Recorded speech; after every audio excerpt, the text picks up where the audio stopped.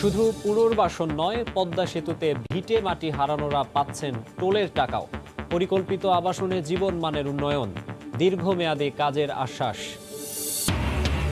ভাষাঞ্চরে রোহিঙ্গাদের নতুন দিনের শুরু, স্থানান্তর সরকারের প্রাথমিক বিজয় বলছেন নীতি নির্ধারকরা। প্রভাব পড়বে না প্রত্যাবাসনে। অপেক্ষার অবসান, প্রথম দেশ হিসেবে রাশিয়ায় করোনার ভ্যাকসিন দেয়া শুরু। প্রস্তুত যুক্তরাজ্য, দেশের 10 জেলায় হচ্ছে অ্যান্টিজেন টেস্ট।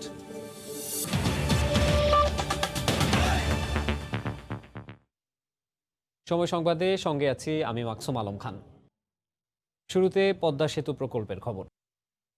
যাদের ভিটে মাটিতে নির্মাণ হচ্ছে সেতুর অবকাঠামো শুধু পুনর্বাসনই নয়, তাদের জন্য দীর্ঘমেয়াদে কাজ করছে পদ্মা সেতু কর্তৃপক্ষ। নানামুখী কর্মসংস্থানের পাশাপাশি সেতুর টোল থেকে একটি অংশ বরাদ্দ রাখা হবে তাদের জীবনমান উন্নয়নে। এর মধ্যে বরাদ্দকৃত জমির দলিল বুঝিয়ে দেওয়ার কাজও শুরু হয়েছে বলে জানান প্রকল্প পরিচালক। সাইফুল ইসলামের ছবিতে এহসান জুয়েলের রিপোর্ট।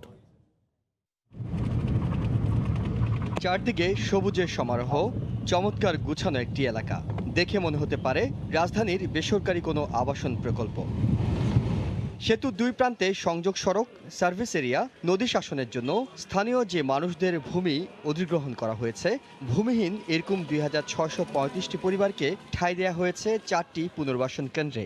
2.5, 5 ও 7.5 কাঠা করে জমি দেয়া হয়েছে তাদের। দেয়া হয়েছে নগদ টাকাও। আসি ভালোই, আমরা এই রাস্তাটা পাইয়া খুব সুন্দর আছি। দেখে দেখে কিছু লোকজনের চাকরি বাকরি একটা ব্যবস্থা করে দিত, তো একটু শান্তিতে থাকতে পারতাম। মেশিনটা চালাই খাই, একটা টং দোকান বসাইছি, 2-4 পয়সা কামারি করে খাই। প্রকল্প এলাকার শিশুদের জন্য তৈরি করা হয়েছে একটি প্রাথমিক বিদ্যালয়। আছে মসজিদ, স্বাস্থ্যকেন্দ্র, পানির পাম্প, সার্বক্ষণিক বিদ্যুৎ, বড় সড়ক সহ নানা সুবিধা। এর মধ্যে শুরু হয়েছে জমির দলিল বুঝিয়ে দেওয়ার কাজও। স্কুল ছিল না, হসপিটাল ছিল না, এলাকার পরিবেশটা একটু অগোছালো ছিল, কিন্তু এই পদ্মা সেতু হওয়ার পরে আমাদের সম্পূর্ণ পরিবেশটা একটা পরিকল্পিত পরিবেশ সৃষ্টি হয়েছে। সরকারে আমাদের যা করে দিছে এতে আমরা সবাই সুখে আছি। এইখানকার মানুষদের পদ্মা সেতুতে কর্মসংস্থানের ব্যবস্থা করা হয়েছে। গাড়ি চালানোর প্রশিক্ষণ দিতে বিআরটিসির সাথে একটি চুক্তিও হয়েছে। ভবিষ্যতে সেতুর লাভ থেকে একটি অংশ তাদের জন্য ব্যয় করা হবে। যতদিন প্রজেক্ট চলবে ততদিন আমরা এই কাজগুলো করে যাব, এবং প্রজেক্ট যখন শেষ হয়ে যাবে তখনও আমরা আশা করছি যে একটা সার্টেন টোলের একটা সার্টেন অংশ ক্ষতিগ্রস্ত লোকদের উন্নয়নে ব্যয় করা হবে। প্রকল্প এলাকায় ভূমি ছিল না, কিন্তু বাস করত এমন 835টি পরিবারকে নতুন করে জমি বরাদ্দ দেওয়া হবে। পুনর্বাসনে সুবিধাভোগীদের জীবনযাত্রার মান অনেকটুকুই পাল্টে গেছে। তারা এখন অপেক্ষা আছেন সেতু পুরোদমে চালু হওয়ার। সেতু চালু হলে তাদের কর্মসংস্থান বাড়বে, একই সঙ্গে কেটে যাবে তাদের দুঃখের দিন। এমন স্বপ্ন তাদের চোখে মুখে। এহসান জুয়েল, সময় সংবাদ, কুমারভোগ পুনর্বাসন কেন্দ্র, মাওয়া, মুন্সিগঞ্জ। আনন্দের মধ্যেই ভাষাঞ্চরে কাটল রোহিঙ্গাদের প্রথম দিন। সরকারের পক্ষ থেকে খাবার সরবরাহ করা হচ্ছে পরিবারগুলোকে। অনেকেই আবার টেকনাফ উখিয়ায় থাকা স্বজনদের খবর নেয়ার পাশাপাশি জানিয়েছেন নিজেদের ভালো থাকার কথা। শাখাও ত্রিপুর ক্যামেরায় রোহিঙ্গাদের প্রথম দিনের খবর জানাচ্ছেন কমল দে। তো খুশি লাগে, বাদ দিয়ে নাস্তা দিয়ে আপেল দিয়ে যখন কিছু দিয়ে যখন কিছু ভালো লাগে। রাত আলোতে আর মানে বেশি হেল্প করে বাংলাদেশ সরকারের কেঙ্গুরিয়ার আর মানে সুগুরি আদে কইজুম আরা আসি বেশি সুন্দর করে রাইনে আর বালা করে দিয়ে সুন্দর করে নাস্তা উস্তা হাবাইয়ে হুয়াইছেন ধরে বেশি হেবা যত্ন করছে। এক্ষেত্রে রোহিঙ্গারা বলছেন তারা গত সন্ধ্যায় এখানে আসার পরে নিজ নিজ আবাসস্থল বুঝে নিয়েছেন। এরপর তারা পরিবার পরিজনদের নিয়ে তারা কক্ষ বরাদ্দ নিয়েছেন। এখানে কেটেছে তাদের প্রথম রাত। এরপর সকালে নাস্তা খেয়ে তাদের দিন শুরু হয়েছে। এক্ষেত্রে তারা উখিয়ার কুতুপালং এবং টেকনাফে থাকা পরিবারের পরিজনদের সাথেও কথা বলেছেন, তাদের নিজেদের অবস্থান ব্যাখ্যা দিয়েছেন। এক্ষেত্রে তারা বলছেন ভাষাঞ্চলের আশ্রয় কেন্দ্রে তারা ভালো রয়েছেন এবং সব প্রণোদিত হয়ে তারা এখানে আসছেন। হানা দিয়ে আল্লাহ দিলে বেশি দিয়ে হানা সিফতো দিয়ে লিটার ভাতও দিয়ে নাস্তাও দিয়ে গ্রহণদারে সাউলিও। বিশেষ করে সরকারের পক্ষ থেকে রোহিঙ্গাদের ভাষাঞ্চলে আনার পর থেকে জাতিসংঘ সহ আন্তর্জাতিক বিভিন্ন সংস্থা সত্য জুড়ে দিয়েছিল, কিন্তু এই 1642 রোহিঙ্গা সে সত্যে না গিয়ে তারা সব প্রণোদিত হয়ে সরকারের সাথে এই ভাষাঞ্চলে চলে আসে। এক্ষেত্রে নৌ এবং সেনাবাহিনীর 7টি জাহাজে করে গতকালে তাদের এই ভাষাঞ্চলে নিয়ে আসা হয়েছিল, দেওয়া হয়েছিল প্রয়োজনীয় উপকরণ। নোয়াখালীর ভাষাঞ্চর থেকে কমল দে, সময় সংবাদ। রোহিঙ্গাদের ভাষাঞ্চলে স্থানান্তর সরকারের প্রাথমিক বিজয় উল্লেখ করে মিয়ানমারে প্রত্যাবাসন প্রক্রিয়া এর কোনো প্রভাব পড়বে না বলে মনে করছেন নীতি নির্ধারকরা। সেই সঙ্গে লক্ষ্যমাত্রা অনুযায়ী বাকি রোহিঙ্গাদের পর্যায়ক্রমে নেওয়া হবে। সাখাওয়াত টিপুর ক্যামেরায় কমলদের আরও একটি রিপোর্ট। অনেকটা হাসি মুখে দল বেঁধে ভাষাঞ্চলে সরকারের নির্ধারিত আবাসে ফিরছেন রোহিঙ্গারা। তাদের এই মনোভাবকে জাতিসংঘ সহ আন্তর্জাতিক সংস্থাগুলো জুড়ে দেওয়া সত্যের বিপরীতে বাংলাদেশ সরকারের প্রাথমিক বিজয় হিসেবেই দেখা হচ্ছে। তবে এতে প্রত্যাবাসন প্রক্রিয়া পিছিয়ে যাওয়ার শঙ্কা থাকলেও ভাষাঞ্চল আশ্রয়ণ প্রকল্প সংশ্লিষ্টরা তাকে সমস্যা মনে করছেন না। ভাষাঞ্চলকে একটু টেম্পোরারি লোকেশন করেছি। যখন রিপ্যাট্রিয়েশন হবে এটা তো ফর্মালি সব জায়গা থেকেই যাবে তারা। ইটস নট দ্যাট এখানে ভাষাঞ্চলে কেউ থাকবে, কক্সবাজারে ওরা চলে যাবে, নট লাইক দ্যাট। 1 লাখের বেশি রোহিঙ্গার জন্য আবাসস্থল গড়ে তোলা হয়েছে এই ভাষাঞ্চলে, কিন্তু রোহিঙ্গা রয়েছে মাত্র 1642 জন। এক্ষেত্রে প্রকল্প সংশ্লিষ্টরা বলছেন পর্যায়ক্রমে বাকি রোহিঙ্গারাও এই ভাষাঞ্চলে আসবেন। তবে ভাষাঞ্চলে আসা রোহিঙ্গারা মনে করছেন বাকি রোহিঙ্গাদের এখানে আনতে গেলে আগে তাদের মন জয় করতে হবে, নিশ্চিত করতে হবে ভাষাঞ্চলে আসা রোহিঙ্গাদের উন্নত জীবন। এটারা মানে কি আর যদি সুন্দর বাড়া বাবুতে নিরাপদ পাই, শান্তি পাই, ওনারা তো শান্তি পাই হলে মানে আর রাতে সাথে অবশ্যই আইব, তারা যদি শান্তি পাইন হলে অবশ্যই আইব আমাকে।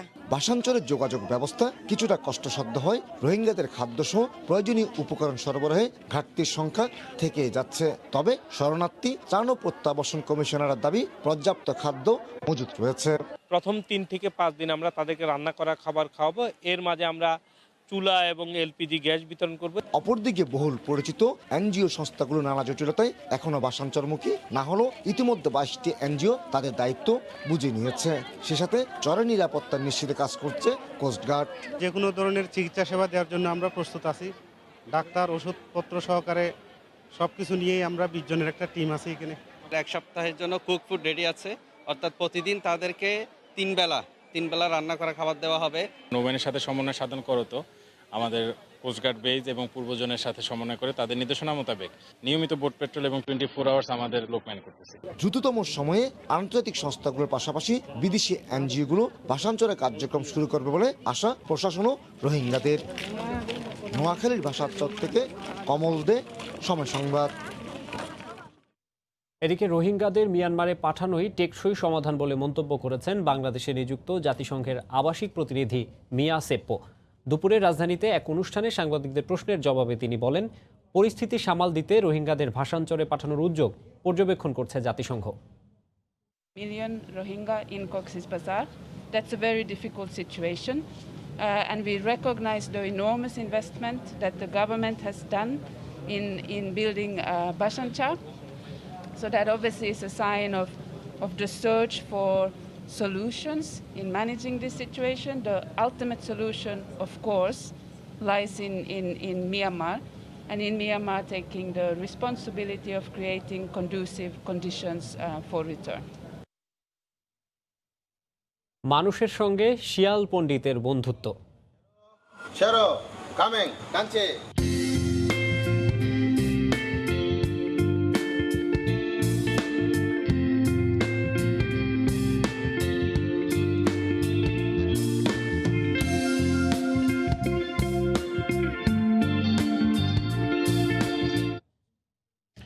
এসব শেয়াল আর তাদের মনিবকে জানবো সংবাদের শেষাংশে।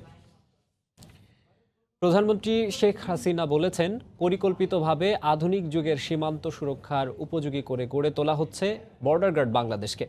সকালে ভিডিও কনফারেন্সে গণভবন থেকে চট্টগ্রামের সাতকানিয়ায় বিজিবির 95তম রিক্রুট ব্যাচের প্রশিক্ষণ সমাপনী কুচকাওয়াজে অংশ নিয়ে কথা বলেন তিনি। বিজিবিকে নিষ্ঠা ও সততা বজায় রেখে দায়িত্ব পালনের আহ্বান জানিয়ে শেখ হাসিনা বলেন, তথ্য প্রযুক্তির ব্যবহার বাড়িয়ে সীমান্ত অপরাধ দমন করতে হবে। 223 বছরের পুরনো দেশের সবচেয়ে প্রাচীন বাহিনী বর্তমান বর্ডার গার্ড বাংলাদেশ।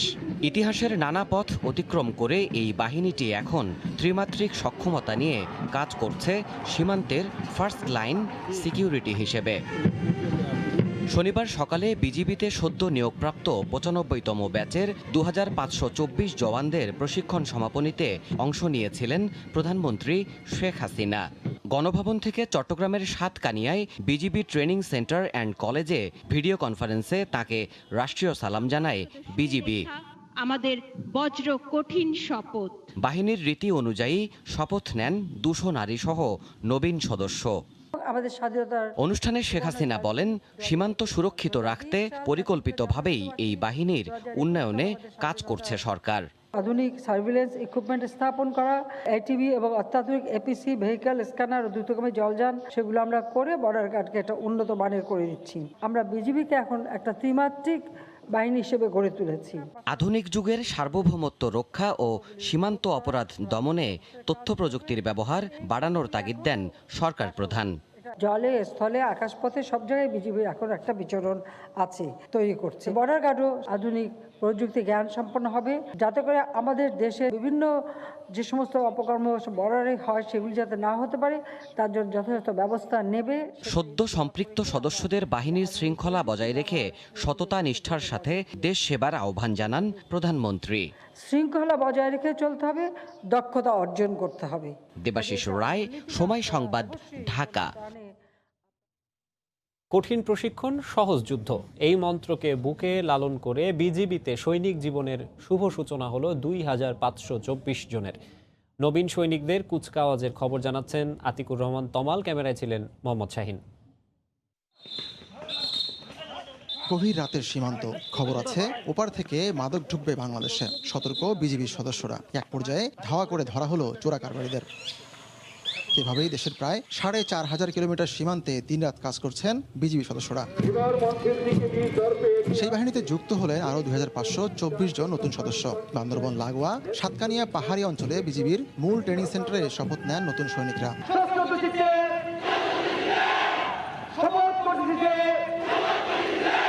রণধ্বনি বাজিয়ে সেখানে শীতের মিঠে রোদে অনুষ্ঠিত হয় সমাপনী কুচকাওয়াজ। আমাদের মহান মুক্তিযুদ্ধে 7 বীরশ্রেষ্ঠের মধ্যে 2 জনই ছিলেন এই বাহিনীর সদস্য। সীমান্তের অতন্ত্র প্রহরী খ্যাত এই বাহিনীতে আজ যারা যুক্ত হলেন তারাও বীরত্বের সঙ্গে বাহিনীর সুনাম অক্ষুণ্ণ রাখবেন, এমনটাই চান বিজিবির মহাপরিচালক। দেশব্যাপী স্বাধীনতার ঘোষণা পৌঁছে দিতে এই বাহিনীর উপরই আস্থা রেখেছিলেন জাতির পিতা। আমাদের বাহিনীর 12,000 সদস্য মুক্তিযুদ্ধে সরাসরি অংশগ্রহণ করে, যার মধ্যে 817 জন শাহাদত বরণ করেন। অনুষ্ঠানে ভিডিও কনফারেন্সে যুক্ত হয়ে স্বরাষ্ট্রমন্ত্রী বলেন, দেশের সীমান্ত এবং সার্বভৌমত্ব রক্ষায় এখন নারীরাও সমান তালে অবদান রাখছেন।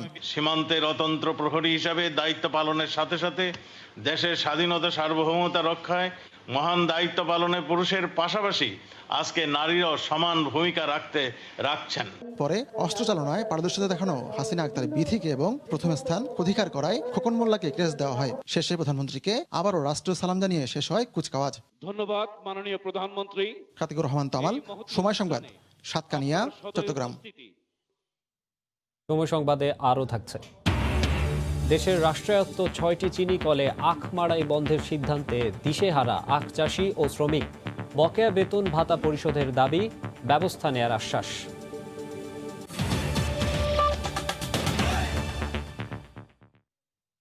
ভাস্কর্য নির্মাণের বিরোধিতাকারীদের বিরুদ্ধে রাজধানীর ধোলাইপাড় চৌরাস্তায় মানববন্ধন করেছে জনপ্রতিনিধি সহ বিভিন্ন শ্রেণী পেশার মানুষ। একই দাবিতে বিক্ষোভ থেকে সংবিধান বিরোধী ফতোয়া দেয়ায় ভাস্কর্য বিরোধীদের গ্রেফতারের দাবি জানান জাসদ নেতারা। এদিকে ভাস্কর্য নিয়ে বিতর্কের বিষয়টি প্রধানমন্ত্রী নিজেই দেখছেন বলে জানিয়েছেন আওয়ামী লীগের সাধারণ সম্পাদক ওবায়দুল কাদের। শনিবার সকাল 10টার দিকে ভাস্কর্য নির্মাণের বিরোধিতাকারীদের বিরুদ্ধে রাজধানীর ধোলাইপাড় চৌরাস্তার দুই পাশে মানববন্ধনে দাঁড়ায় যাত্রাবাড়ি এলাকার জনপ্রতিনিধি ও বিভিন্ন শ্রেণী পেশার সাধারণ মানুষ। মানববন্ধনে অংশ নিয়ে জনপ্রতিনিধিরা জানান, ধর্মান্ধ গোষ্ঠী কখনোই স্বাধীনতা সংগ্রামের ইতিহাসকে মানুষের মন থেকে মুছে ফেলতে পারবে না। বঙ্গবন্ধু শেখ মুজিবুর রহমানের ভাস্কর্য নির্মাণে যারা বিরোধিতা করছে, দলমত নির্বিশেষে তাদের রুখে দেবারও আহ্বান জানান তারা। এখানে ভাস্কর্য হোক, এটা সবাই চায়। স্বাধীনতা সংগ্রাম আমাদের বিরোধিতা করেছিল, শুধু ওই সম্প্রদায় একটা ইস্যু তৈরি করার জন্য তারা এই কাজটা করতেছে। এই ভাস্কর্য চায়না থেকে এসে গেছে, ইনশাল্লাহ সাম্প্রদায়িক এবং অপশক্তির হুঙ্কারে বাংলাদেশ কখনো তাদের পথ হারাবে না। একই দাবিতে সংবাদ সম্মেলন করে মুক্তিযুদ্ধ মঞ্চ। আজ থেকে সমগ্র বাংলাদেশে ধর্ম ব্যবসায়ী মামুনুল হককে অবাঞ্ছিত ঘোষণা করল মুক্তিযুদ্ধ মঞ্চ। জাতির পিতা বঙ্গবন্ধু শেখ মুজিবুর রহমানের অবমাননাকারীদের বিরুদ্ধে রাষ্ট্রদ্রোহ মামলা করার নীতিগত সিদ্ধান্ত নিয়েছে মুক্তিযুদ্ধ মঞ্চ। এদিকে বঙ্গবন্ধু এভিনিউতে ধর্মভিত্তিক রাজনৈতিক দল নিষিদ্ধের দাবিতে বিক্ষোভ সমাবেশের আয়োজন করে জাতীয় সমাজতান্ত্রিক দল জাসদ।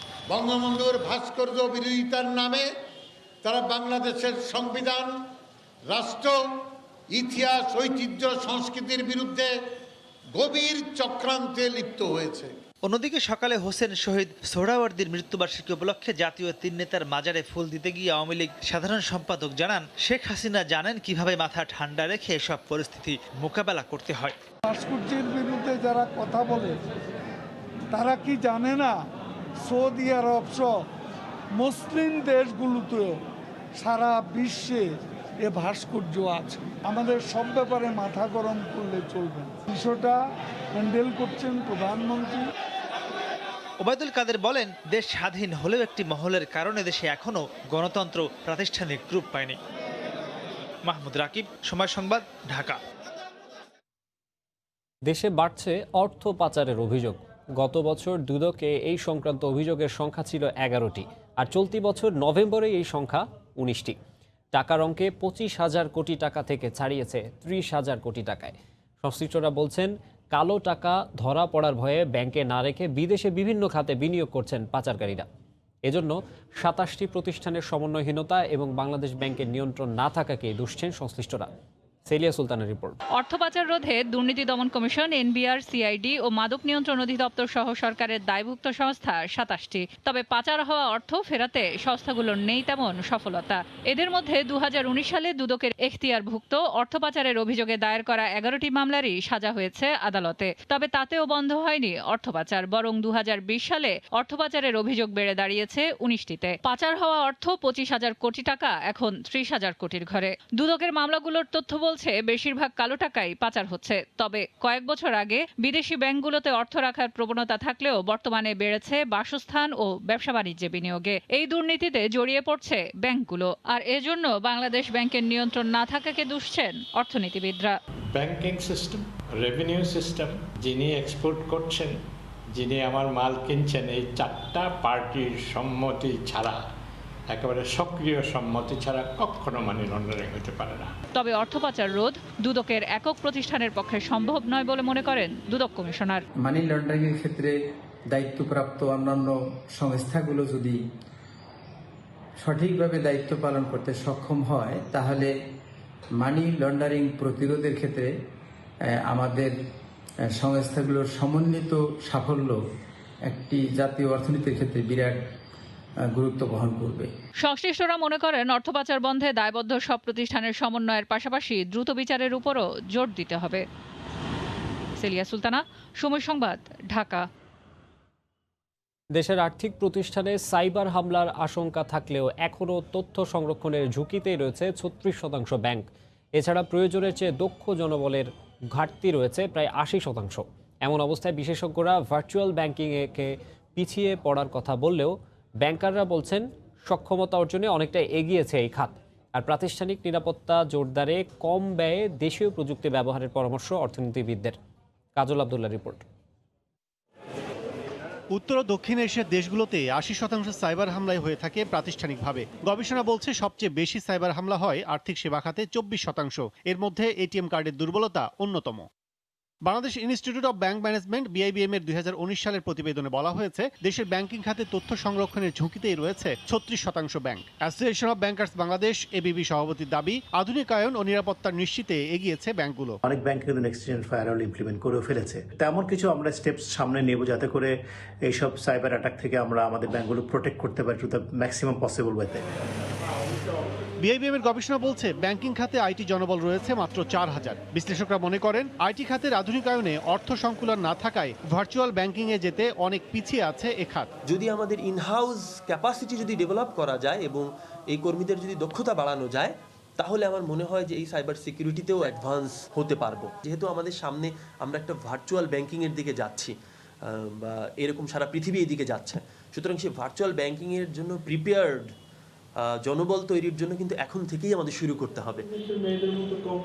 এক্ষেত্রে বিদেশ নির্ভরতা কমিয়ে কম ব্যয়ে দেশীয় প্রযুক্তি ব্যবহারের পরামর্শ এই প্রবীণ অর্থনীতিবিদের। এটি যদি আপনি বিদেশি সফটওয়্যার নিয়ে এসে করতে চান তাহলে শত শত কোটি টাকা ব্যয় হবে, এক এক ব্যাংকেরই হয়তো 200-400 কোটি টাকা চলে যাবে। আমাদের নিজেদের যা সম্পদ আছে, আমাদের লোকেরা খুব মেরিটোরিয়াস ছেলেপেলে, আপনি এদের দিয়েই ব্যবহার করেন। 300-400 কোটি টাকা খরচের আমি বিপক্ষে। সাইবার নিরাপত্তায় বিশ্বে বছরে ব্যয় হয় প্রায় 8,000 কোটি টাকা। এর মধ্যে বাংলাদেশের ব্যাংকগুলো 2019 সালে সাইবার নিরাপত্তায় ব্যয় করেছে প্রায় 140 কোটি টাকা। কাজল আব্দুল্লাহ, সময় সংবাদ, ঢাকা। প্রথম দেশ হিসেবে আনুষ্ঠানিকভাবে ভ্যাকসিন প্রয়োগ শুরু করেছে রাশিয়া। এদিকে মঙ্গলবার থেকে করোনার ভ্যাকসিনেশন কার্যক্রম শুরু করছে যুক্তরাজ্য। তবে সর্বোচ্চ অগ্রাধিকার দেয়া বৃদ্ধাশ্রমে এই কার্যক্রম শুরু হতে আরও 2 সপ্তাহ সময় লাগতে পারে বলে জানিয়েছে ব্রিটেন। যে কোনো মুহূর্তে ভ্যাকসিন অনুমোদন হতে পারে যুক্তরাষ্ট্রেও। প্রস্তুত ফাইজারের প্রথম চালানের জন্য। এই সেই মাহেন্দ্র খন যেটির জন্য অপেক্ষায় পুরো বিশ্ব। শনিবার থেকে রাশিয়ার মস্কোর 70টি স্বাস্থ্যকেন্দ্রে নিজেদের উদ্ভাবিত স্পুটনিক 5 ভ্যাকসিন প্রদান কর্মসূচি শুরু হয়। শুরুতে সবচেয়ে বেশি স্বাস্থ্য ঝুঁকিতে থাকা ও বয়স্কদের এই টিকা দেয়া হচ্ছে। তবে এর পাশাপাশি শিক্ষক, স্বাস্থ্যকর্মী, স্বেচ্ছাসেবীদের অগ্রাধিকার দেয়া হচ্ছে। স্পুটনিক 5-এর চূড়ান্ত ট্রায়ালে 98% বেশি সফলতা পাওয়ার দাবি করেছে রাশিয়া। যুক্তরাজ্যের হাসপাতালগুলোতে এখন চলছে ভ্যাকসিন প্রয়োগের প্রশিক্ষণ। তবে ভ্যাকসিন নিয়ে শুরুতেই চ্যালেঞ্জের মুখে ব্রিটেন। বৃদ্ধাশ্রম ও সেখানে থাকা সেবকদের সবার আগে ভ্যাকসিন দেওয়ার কথা থাকলেও আপাতত তা সম্ভব নাও হতে পারে বলে জানিয়েছে কর্তৃপক্ষ। মঙ্গলবার থেকেই ভ্যাকসিন কার্যক্রম শুরু হতে গেলেও বৃদ্ধাশ্রমগুলোতে টিকা পৌঁছাতে আরও 2 সপ্তাহ সময় লাগতে পারে বলে জানিয়েছেন স্বাস্থ্য কর্মকর্তারা। নিয়ন্ত্রক সংস্থা জানিয়েছে প্যাকেট খোলার 12 ঘন্টার মধ্যেই ফাইজার ও বায়োএনটেকের ভ্যাকসিন ব্যবহার করতে হবে। হিমাঙ্কের 70 ডিগ্রি নিচে তাপমাত্রায় ভ্যাকসিন সংরক্ষণের বাধ্যবাধকতা রয়েছে। ভ্যাকসিনের প্যাকেটজাতকরণের বিষয়েও নিয়ন্ত্রকদের অনুমোদন প্রয়োজন বলে মনে করছেন সংশ্লিষ্টরা। এরই মধ্যে 4 কোটি ডোজ ভ্যাকসিন পৌঁছেছে। চলতি সপ্তাহেই আরও 8 লাখ ডোজ ভ্যাকসিন পাওয়ার আশা করছেন ব্রিটিশ বাণিজ্যমন্ত্রী। ওষুধ উৎপাদনকারী প্রতিষ্ঠান ফাইজার যুক্তরাষ্ট্রের হলেও সেখানে এখনও তাদের ভ্যাকসিনের অনুমোদন মেলেনি। তবে খুব শিগগিরই এই অনুমোদন মিলবে বলে জানিয়েছেন খোদ মার্কিন খাদ্য ও ওষুধ প্রশাসনের এক কর্মকর্তা। তবে অনুমোদন মিললেও কোনো মার্কিনকে তা নিতে বাধ্য করা হবে না বলে জানিয়েছেন নবনির্বাচিত মার্কিন president Joe Biden. Omar Inan, সময় সংবাদ। সর্বোচ্চ 20 মিনিটেই মিলবে করোনা টেস্টের রিপোর্ট। দ্রুত শনাক্ত হবে আক্রান্ত রোগী। এ লক্ষ্য নিয়ে দেশে আজ শুরু হলো অ্যান্টিজেন টেস্ট। সকালে কার্যক্রমের উদ্বোধন করে স্বাস্থ্যমন্ত্রী জানান, পর্যায়ক্রমে সারা দেশে অ্যান্টিজেন টেস্ট করা হবে। দেশে প্রথমবারের মতো যাত্রা শুরু হলো এই র্যাপিড অ্যান্টিজেন টেস্ট কার্যক্রমের। সিলেট, যশোর, পটুয়াখালী ও গাইবান্ধা সহ 10 জেলায় এই কার্যক্রম শুরু হয়েছে। করোনার উপসর্গ রয়েছে এমন ব্যক্তিকেই করা হবে এই টেস্ট, যে পরীক্ষার সর্বোচ্চ 20 মিনিটের মধ্যেই পাওয়া যাবে কোভিডের ফলাফল, যার মাধ্যমে দ্রুতই আলাদা করা যাবে কোভিড-19 পজিটিভ রোগী। আমরা 2টা করে না, সব 2টা করে স্যাম্পল প্রত্যেকের কাছ থেকে নেব। 7 দিনের মধ্যে যারা হয়তো 3 দিন আছে, 3 দিন যাবত তাদের সিমটম আছে করোনার মতো, সেই সমস্ত রোগীদেরই শুধু পরীক্ষা করা হবে। 15 থেকে 30 মিনিটের মধ্যে পাবো। সাথে সাথে যদি পজিটিভ হয় সেই পেশেন্টকে আমরা তাৎক্ষণিকভাবে আইসোলেশনের কথা বলবো। এখন পর্যন্ত আমার জানা মতে 3টা টেস্ট হয়েছে, 3টাই নেগেটিভ আসছে। তো এই টেস্ট করতে সরকার ঘোষিত প্রতিটা টেস্টের জন্য 100 টাকা করে নেওয়া হবে। এটা সকলের জন্য প্রযোজ্য নয়, রোগীর সাইন সিমটম অনুযায়ী এটা পরীক্ষা করা হবে। ভার্চুয়াল এই কার্যক্রমের উদ্বোধন করে স্বাস্থ্যমন্ত্রী জানান, কোভিড পজিটিভ রোগী শনাক্তকরণ সহজ করতেই অ্যান্টিজেন টেস্ট কার্যক্রম শুরু হয়েছে। অ্যান্টিজেন টেস্ট শুরু করছি ওই সমস্ত জেলায় যেখানে এখনো পিসিআর ল্যাব নাই। এর মাধ্যমে ওই জেলার লোকদের টেস্টের সুযোগ সুবিধা আরো বৃদ্ধি পেল। ভ্যাকসিন আশা করি যখনই বাজারে চলে আসবে, WHO অনুমোদন পেয়ে যাবে, আমরাও পেয়ে যাব। করোনার উপসর্গ রয়েছে এমন ব্যক্তিদের বিশেষ এক কিটের মাধ্যমে কোভিড-19 পরীক্ষা করার পদ্ধতি অ্যান্টিজেন টেস্ট। যে স্থানে করোনা শনাক্তের পিসিআর ল্যাব নেই, সেখানে মূলত এই অ্যান্টিজেন টেস্টের মাধ্যমে শনাক্ত হবে কোভিড পজিটিভ রোগী। আহমেদ সালেহিন, সময় সংবাদ, ঢাকা। এদিকে কার্যকর হলো বিদেশ ফেরত সব যাত্রীর করোনা নেগেটিভ সনদ বাধ্যতামূলক করার সিদ্ধান্ত। যাত্রীরা এই উদ্যোগকে স্বাগত জানালেও জরুরি ভিত্তিতে সনদ পেতে কিছুটা ভোগান্তি পোহাতে হচ্ছে বলে অভিযোগ তাদের। গুনতে হচ্ছে বাড়তি বিমান ভাড়াও। প্রজ্ঞাপন জারির পর প্রথম দিনই সার্টিফিকেট না থাকায় 2 যাত্রীকে প্রাতিষ্ঠানিক কোয়ারেন্টিনে পাঠানো হয়েছে। কোভিডের দ্বিতীয় ঢেউয়ে সংক্রমণ বাড়ছে ইউরোপ ও যুক্তরাষ্ট্রে। বাংলাদেশে প্রবেশের ক্ষেত্রে আগে করোনা সনদ বাধ্যতামূলক না থাকায় তথ্য গোপন করে করোনা পজিটিভ হয়ে অনেকেই দেশে ফিরেছেন। সার্টিফিকেট ছাড়া শুধু নভেম্বর মাসেই দেশে এসেছেন প্রায় 4000 যাত্রী। এই পরিস্থিতিতে বিদেশ ফেরত যাত্রীদের মাধ্যমে করোনা সংক্রমণ রোধে এবার কঠোর অবস্থানে সরকার। সব যাত্রীর জন্য 72 ঘন্টা আগের করোনা নেগেটিভ সনদ বাধ্যতামূলক করার সিদ্ধান্ত কার্যকর হয়েছে। যাত্রীরা এই উদ্যোগে স্বাগত জানালেও স্বাস্থ্য তথ্য সংগ্রহ ও করোনা সনদ পরীক্ষায় দীর্ঘ সময় নেয় অসন্তোষ প্রকাশ করেন। সনদ হাতে পাওয়ার পর টিকিট কাটতে হওয়ায় বাড়তি অর্থ গুনতে হচ্ছে বলেও অভিযোগ তাদের। এত যাত্রী কিভাবে কন্ট্রোল করতে পারছে, কোথায় স্লো হচ্ছে, কিন্তু অনেকক্ষণ আমাদেরকে লাইনে দাঁড়িয়ে থাকতে হয়েছিল উপরে। থার্মাল ডিটেক্টর, ওটাতে যখন মানুষ যাচ্ছে তখন ওইখানে চেক করার মতো কেউই ছিল না। আমাদেরকে করোনা টেস্ট করতে হচ্ছে, করে টিকিট কনফার্ম করতে হচ্ছে, যার কারণে আমাদের টিকিটের কস্ট দেখা যাচ্ছে 400-500, কখনো সময় 1000-এরও বেশি পড়ে যাচ্ছে আর কি। কোনো এয়ারলাইন্স করোনা নেগেটিভ সনদ ছাড়া যাত্রী আনলে ব্যবস্থা নেওয়া হবে বলে জানান বিমানবন্দরের পরিচালক। তাদেরকে পরিষ্কার করে ব্যাখ্যা করেছি যে আপনারা এই নিয়ম নীতির মধ্যে চলবেন, এর বাইরে কোনো প্যাসেঞ্জার নিয়ে আসবেন না। যদি তারা নিয়ে আসে এই সার্কুলার ভায়োলেশন হিসেবে সাব্যস্ত হবে এবং সিভিল এভিয়েশন অথরিটি পর্যাপ্ত যথাযথ ব্যবস্থা নেবে। বর্তমানে প্রতিদিন দেশে ফিরছেন প্রায় 4000 যাত্রী। জুলাইয়ে আন্তর্জাতিক ফ্লাইট চালুর পর করোনা পজিটিভ যাত্রী এসেছেন 35 জন। সনদ না থাকায় 21শে জানুয়ারি থেকে এ পর্যন্ত 19,318 জনকে প্রাতিষ্ঠানিক কোয়ারেন্টিনে পাঠানো হয়েছে। হাজেরা শিউলি, সময় সংবাদ, ঢাকা। স্বাস্থ্য অধিদপ্তর জানিয়েছে শনিবার দুপুর পর্যন্ত সবশেষ 24 ঘন্টায় করোনায় মারা গেছেন 35 জন। এ নিয়ে দেশে মৃতের সংখ্যা বেড়ে দাঁড়ালো 6,807 জনে। এছাড়া শনাক্ত হয়েছেন 1,888 জন।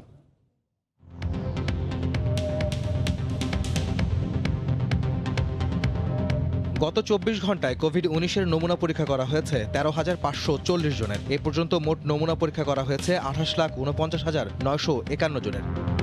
24 ঘন্টায় নতুন শনাক্ত হয়েছেন 1,888 জন। এ নিয়ে দেশের মোট শনাক্তের সংখ্যা 4,75,879 জন। 24 ঘন্টায় মারা গেছেন 35 জন। এ পর্যন্ত করোনায় আক্রান্ত হয়ে মারা গেলেন 6,807 জন। করোনা থেকে 24 ঘন্টায় সুস্থ হয়েছেন 2,457 জন। এ পর্যন্ত সুস্থ হয়েছেন 3,93,408 জন। চট্টগ্রামে আইডি হ্যাক করে ফেসবুক মেসেঞ্জারে টাকা দাবি ও হুমকি দেওয়ার অভিযোগে হ্যাকার দম্পতিকে গ্রেফতার করা হয়েছে। সকালে সংবাদ সম্মেলন করে এই তথ্য জানান সিএমপির কাউন্টার টেরোরিজম ইউনিট। গত 26 নভেম্বর বিশ্ববিদ্যালয়ে পড়ুয়া এক নারীর ফেসবুক আইডি হ্যাক হয়। পরে অজ্ঞাত এক ফেসবুক পেজ থেকে তানজিলা আক্তার তুলি পরিচয় দিয়ে ওই নারীর সঙ্গে যোগাযোগ করা হয়। আইডি উদ্ধারের নামে তার কাছ থেকে বিকাশের মাধ্যমে টাকাও নেয় প্রতারকরা। কিন্তু আইডি উদ্ধারের পরিবর্তে ব্যক্তিগত ছবি ইন্টারনেটে ছড়িয়ে দেওয়ার হুমকি দিয়ে আবারও মোটা অঙ্কের দাবি করে। এমনকি ওই তরুণীর ছবি এডিট করে তার স্বজনদের কাছেও পাঠানো হয়। এ ঘটনায় হালিশহর থানায় ভুক্তভোগীর মামলার পর হবিগঞ্জ থেকে হ্যাকার দম্পতি পলাশ ও সাদিয়াকে গ্রেফতার করে কাউন্টার টেরোরিজম ইউনিট।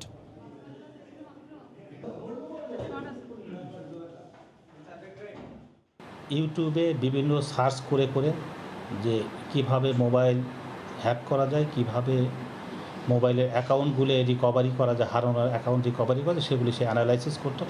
অ্যানালাইসিস করার এক পর্যায়ে সে এক্সপার্ট হয়ে যায় এবং সে এই কাজটা শুরু করে। সে স্বীকার করেছে। আমরা তারকে গ্রেপ্তার করে তার দুটো অ্যান্ড্রয়েড ফোন, কিছু আনরেজিস্টার্ড সিম এবং আরও কিছু ইকুইপমেন্ট পেয়েছি। ধোঁয়াশাচ্ছন্ন ঢাকার বাতাসে দূষণের মাত্রা স্বাভাবিকের চেয়ে 7 গুণ বেশি। বৈশ্বিক দূষিত শহরের তালিকায় দিল্লির পরেই ঢাকার অবস্থান। শুষ্ক মৌসুম আর দূষণে ভোগান্তি পোহাতে হচ্ছে নগরবাসীকে। পরিবেশ অধিদপ্তর বলছে, অন্য সংস্থাগুলো সহযোগিতা না করলে তাদের একার পক্ষে এই চ্যালেঞ্জ মোকাবিলা কোনোভাবেই সম্ভব নয়। কেফায়েত শাকিলের রিপোর্ট। সকাল গড়িয়ে দুপুর, দেখা মিলেছে সূর্যেরও, তবুও মনে হচ্ছে যেন কুয়াশায় ঢেকে আছে চারিদিক। বিশেষজ্ঞরা বলছেন অতিরিক্ত ধূলির দূষণে তৈরি হয়েছে ধোঁয়াশা। সম্প্রতি রাজধানী ঢাকায় এমন পরিস্থিতি প্রায় তৈরি হচ্ছে। গবেষণা বলছে করোনার কারণে গেল বছরগুলোর তুলনায় এখন গ্যাসীয় দূষণের পরিমাণ তুলনামূলক কম। তারপরে কেন বাড়ছে এমন দূষণ, প্রশ্ন ছিল এই গবেষকের কাছে। টেম্পারেচারের ইনভার্সন একটা ফ্যাক্টর এখানে কাজ করছে এবং কুয়াশা পড়ছে, ফলে ধোঁয়াশার সৃষ্টি হচ্ছে, ধুলা এবং কুয়াশা মিলে। তো সব কিছু মিলে ঢাকার যে আকাশের যে নিম্ন স্তর আছে সেই নিম্ন স্তর এবং অনেকটা গ্রাউন্ড লেভেলে বায়ু দূষণের পরিমাণ আমরা বেশি লক্ষ্য করছি। আর এই ক্ষেত্রে ভূমিকা রাখছে কিন্তু বেশি যে পুরানো যে যানবাহনগুলো আছে এগুলোর কালো ধোঁয়া। শীত মৌসুমে এমন পরিস্থিতি রাজধানীবাসীর ভোগান্তি বাড়াচ্ছে। সকালবেলা থেকে এরকম অবস্থায় সেম একটু ধোয়া ধোয়া টাইপের, কিন্তু কোনো একটা কুয়াশা না। বর্তমানে ঢাকা টোটালি একটা বায়ু দূষণের সিটি হয়ে গেছে। এতে আমাদের বিভিন্ন রকম রোগ বালাই, তারপর করোনার সময় আর করোনায় বেশি আক্রান্ত হচ্ছে। গত বছর তো আদালত থেকে বায়ু দূষণের জন্য বিভিন্ন রায় দেওয়া হয়েছিল, কিন্তু সেগুলো তো এখনো বাস্তবায়ন হয় নাই। নিয়ন্ত্রক সংস্থা পরিবেশ অধিদপ্তর বলছে তাদের একার পক্ষে এই পরিস্থিতি মোকাবেলা কোনোভাবে সম্ভব নয়। বায়ু দূষণের উৎসগুলো এত ব্যাপক যে একটি মন্ত্রণালয় বা একটি অধিদপ্তরের পক্ষে পুরো এই জটিল একটা সমস্যাকে এরকমভাবে আসল কার্যকরভাবে মোকাবেলা করাটা কঠিন ব্যাপার। গেল বছর মাত্র 8 দিন ভালো বায়ু গ্রহণ করেছিল রাজধানীবাসী, এবার পেয়েছে মাত্র 6 দিন। যদিও করোনায় সারা দেশ স্থবির ছিল প্রায় 6 মাস। রাজধানীর বায়ু দূষণ প্রতিরোধে আদালতের দেয়া 9 দফা নির্দেশনার বাস্তবায়ন হয়নি একটিও, ফলে আবারও ভয়াবহ মাত্রায় পৌঁছেছে রাজধানীর বায়ু দূষণ। শিগগিরই ব্যবস্থা নেওয়া না হলে করোনা মহামারীর মধ্যে বায়ু দূষণ চরম স্বাস্থ্য ঝুঁকি তৈরি করতে পারে বলে মনে করছেন গবেষকরা। সময় সংবাদ, ঢাকা। দেশের রাষ্ট্রায়ত্ত 6টি চিনি কলে আখ মাড়াই বন্ধের সিদ্ধান্ত নিয়েছে সরকার। একে তো চিনি বিক্রি নেই, তার উপর বেতন বন্ধ 5 মাস। এর মধ্যে আখ মাড়াই বন্ধের দুঃসংবাদ বিপাকে ফেলেছে আখ চাষিদের। কর্তৃপক্ষের এমন সিদ্ধান্তে দিশেহারা শ্রমিকরা। এ অবস্থায় দিনাজপুরের শেতাবগঞ্জ চিনি কলের বকেয়া বেতন ভাতার দাবি এবং মিল বন্ধের পায়তারার বিরুদ্ধে শ্রমিক কর্মচারীরা আন্দোলনের হুঁশিয়ারি দিয়েছেন। গোলাম নবী দুলালের তথ্য, মঞ্জিদ আলম শিমুলের ছবি নিয়ে রিপোর্ট। 1933 সালে প্রতিষ্ঠিত শেতাবগঞ্জ চিনি কল 1982 সালে আধুনিক যন্ত্রপাতি নিয়ে নতুন করে যাত্রা শুরু করে। মিল এবং ফার্ম এলাকা সহ 3,860 একর জমি নিয়ে মিলটিতে 750 জন শ্রমিক কর্মচারী কর্মরত। চিনি ও খাদ্য কর্পোরেশনের চিঠির প্রেক্ষিতে শেতাবগঞ্জ চিনি কলে এই মৌসুমে আখ মাড়াই বন্ধ ঘোষণা করা হয়। হঠাৎ এমন দুঃসংবাদে মরার উপর খাড়ার ঘা হিসেবে দেখা দিয়েছে আখ চাষি ও শ্রমিক কর্মচারীদের মাঝে। এই আখ আমরা কোথায় নিয়ে যাব, কি করব? আমরা তো ক্ষতিগ্রস্তর দিকে চলে যাচ্ছি। আমরা এই বিবি বাচ্চা নিয়ে কিভাবে খাওয়া দাওয়া করব? এই অর্থ দিয়ে বাচ্চাদের পড়ালেখা করাই, কিন্তু আদৌ যদি অর্থ না পাই তাহলে আমার সব কিছু বন্ধ হয়ে যাবে। এখন এই টাকাটা যে পাবো কি না এটাও তো একটা অনিশ্চয়তার ভিতরে। আমরা তো ঠাকুরগাঁ যায় তো আর টাকা ওখানে তো আদায় করতে পারবো না। শ্রমিক কর্মচারীরা বলছেন বকেয়া পরিশোধ সহ আখ মাড়াই বন্ধের সিদ্ধান্ত বাতিলের দাবিতে আন্দোলনে যাবেন তারা। বন্ধ করে দিলে কৃষি আসলো, এখন আমরা কোথায় যাব? 250 শ্রমিক কর্মচারী মিল চালু না হলে তারা যদি এখানে কাজ না করে কিভাবে তাদের পাওনা দিয়ে দেওয়া হবে, এই ব্যাপারে আমরা অনিশ্চিত। চিঠির কথা স্বীকার করে কর্তৃপক্ষ বলছে মিল বন্ধ হবে না, কেউ চাকরিও হারাবে না। যে সমস্ত জায়গায় আখ ক্রয় করে থাকি সেখানে আখ ক্রয় করা হবে, এটা অন্য কোনো সমস্যা নেই। তবে মিলের কাছে শ্রমিক কর্মচারীদের 5 মাসের বেতনও পাওনা আছে, এটা মিলের ফান্ড এখন নাই। সরকার বা সদর দপ্তর টাকা দিলে আমরা পরিশোধ করতে পারবো। শেতাবগঞ্জ চিনি কলে চলতি মৌসুমে 45,000 মেট্রিক টন আখ উৎপাদন হয়েছে, আর অবিকৃত চিনি রয়েছে 2400 মেট্রিক টন, যার আনুমানিক মূল্য 14 কোটি টাকা। সময় সংবাদ, দিনাজপুর। কেজি প্রতি 7 টাকা বাড়ানো না হলে সরকারের ঘরে চাল না দেওয়ার ঘোষণা থেকে সরে এসেছে রংপুর দিনাজপুর অঞ্চলের অনেক মিলার। এর মধ্যে 389 জন মিলার চাল সরবরাহের জন্য খাদ্য বিভাগের সঙ্গে চুক্তিবদ্ধ হয়েছেন। কৃষক পর্যায়ে ধানের দাম কমলে অন্যরাও চুক্তিবদ্ধ হবেন বলে জানিয়েছেন চাল কল মালিক সমিতির নেতারা। শাকিল মাহমুদের ক্যামেরায় রতন সরকারের রিপোর্ট। করোনার দ্বিতীয় ঢেউ সামনে রেখে খাদ্য নিরাপত্তার বিষয়টিকে বড় চ্যালেঞ্জ মনে করছেন সবাই। ঠিক এমন সময় প্রতি কেজি চালে 7 টাকা বাড়ানোর আলটিমেটাম দিয়ে সরকারের ঘরে চাল সরবরাহের চুক্তি না করতে চালকল মালিক সমিতির ঘোষণায় অনেকটাই শঙ্কায় পড়ে চলতি আমন সংগ্রহ অভিযান। এই পরিস্থিতিতে 26 নভেম্বর থেকে 10 ডিসেম্বর পর্যন্ত চুক্তির মেয়াদ বাড়িয়েছে সরকার। এ পর্যন্ত রংপুর দিনাজপুর অঞ্চলের 389 জন মিলার চুক্তি করেছেন। সামনে যদি গভর্নমেন্ট যদি অগত্যায় কোনো যদি ডিক্লারেশন দিয়ে দেয় যে আমরা দর বৃদ্ধি করব, সেক্ষেত্রে আমরা চুক্তিবদ্ধ হতে আমরা চিন্তাভাবনা করবো। যদি বাজার আমাদের লাভ নাও হয়, তারপরে আমরা চুক্তি করে সরকারকে চাল দেব। কৃষি বিপণন কর্মকর্তার আশা শেষ পর্যন্ত বাকিরাও চুক্তিবদ্ধ হবেন। নির্দিষ্ট সময়ের মধ্যেই 10 ডিসেম্বরের মধ্যেই আরও বাকি সব মিলারগুলো সরকারকে চাল দিবে এই আশাই ব্যক্ত করছে। তবে কৃষক নেতারা বলছেন সরকারের খাদ্য সংগ্রহ অভিযানকে ব্যবসায়ীদের প্রভাবমুক্ত করা না গেলে কৃষকরা এর সুফল পাবে না। প্রয়োজনে হাস্কিং মিলগুলোকে 5% সরল সুদে ব্যাংক থেকে লোন দিয়ে এই প্রক্রিয়ার সঙ্গে যুক্ত করা দরকার। আমন মৌসুমে 37 টাকা কেজি দরে 6 লাখ মেট্রিক টন সিদ্ধ চাল ও 26 টাকা কেজি দরে 2 লাখ মেট্রিক টন ধান সংগ্রহের লক্ষ্যমাত্রা ঘোষণা করে খাদ্য বিভাগ। রতন সরকার, সময় সংবাদ, রংপুর। স্বেচ্ছাসেবকরা আছে বলেই দুর্যোগকালীন ক্ষয়ক্ষতি অনেকটা কমিয়ে আনা সম্ভব হয় বলে জানিয়েছেন ফায়ার সার্ভিস এবং সিভিল ডিফেন্স অধিদপ্তরের মহাপরিচালক ব্রিগেডিয়ার জেনারেল মোহাম্মদ সাজ্জাদ হোসাইন। দুপুরে মিরপুর ফায়ার সার্ভিসের ট্রেনিং কমপ্লেক্সে আন্তর্জাতিক স্বেচ্ছাসেবক দিবসের আলোচনায় তিনি বলেন, দেশে 436টি ফায়ার স্টেশন আছে। আগামী জুনে 286টি স্টেশন চালুর পরিকল্পনা আছে। এছাড়া দেশের 14,000 মানুষের জন্য একজন ফায়ার কর্মী আছে উল্লেখ করে তিনি বলেন, আগের চেয়ে বাহিনীর সক্ষমতা কয়েক গুণ বেড়েছে। অনুষ্ঠানে 25 জন স্বেচ্ছাসেবককে সম্মাননা দেওয়া হয়। এর আগে দিবস ঘিরে একটি র্যালি বের করা হয়। তারাও এক দেশের ভলান্টিয়ার আরেক দেশের উন্নয়ন। এরপর আসবেন সঞ্জনা।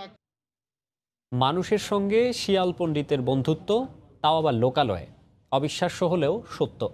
কুষ্টিয়া শহরের থানাপাড়ায় একজন বন্যপ্রাণী প্রেমী সখ্য গড়ে তুলেছেন শিয়ালদের সঙ্গে। তাদের দেখভালের পাশাপাশি খাবারও সরবরাহ করেন তিনি। বাবুল হোসেনের ক্যামেরায় SM রাশেদের রিপোর্ট। কুষ্টিয়া শহরে 3 নম্বর ওয়ার্ড। রাত বাড়তে থাকলেই নির্জন এলাকায় যেন ব্যস্ততা বেড়ে যায় বন্যপ্রাণী শিয়ালদের। ঝোপঝাড় থেকে বেরিয়ে আসে লোকালয়। ব্যবসায়ী শাহাবুদ্দিন মিলনের থানাপাড়ার বাড়ির পাশে 15 থেকে 25টি শিয়াল জড়ো হয়। অপেক্ষা তাদের মনিবের।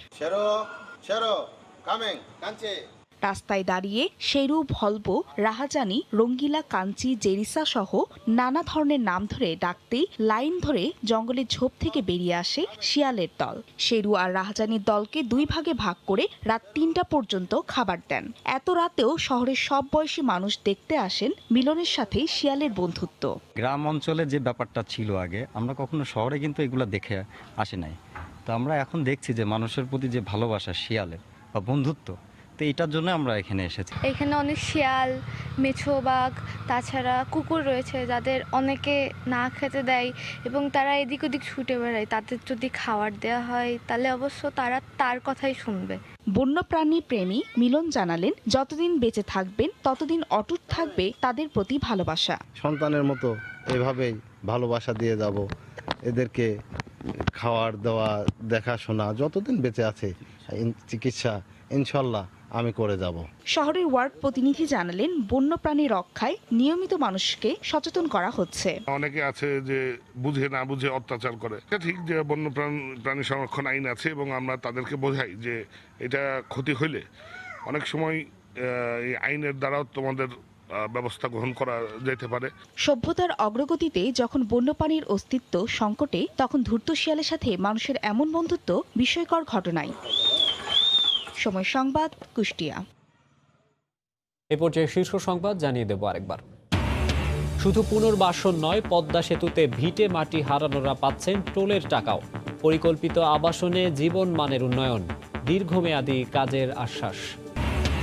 ভাষাঞ্চলে রোহিঙ্গাদের নতুন দিনে শুরু, স্থানান্তর সরকারের প্রাথমিক বিজয় বলছেন নীতি নির্ধারকরা। প্রভাব পড়বে না প্রত্যাবাসনে। এবং অপেক্ষার অবসান, প্রথম দেশ হিসেবে রাশিয়ায় করোনার ভ্যাকসিন দেয়া শুরু। প্রস্তুত যুক্তরাজ্য, দেশের 10 জেলায় হচ্ছে অ্যান্টিজেন টেস্ট। এই ছিল এখনকার মতো, সঙ্গেই থাকুন সময়।